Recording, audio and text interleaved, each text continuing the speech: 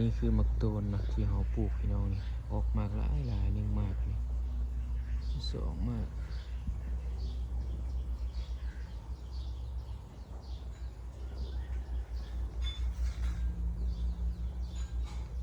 สามมากเลยเนาะใกล้ๆนี่หนึ่งสองสามอันนี้ก็หน่วยใหญ่สี่มากนี่ห้ามากเห็นบ่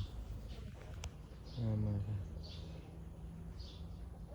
อันนี้ก็มีน้อยนี่หกมากนี่เจ็ดมากกันออกหลายเลยนี่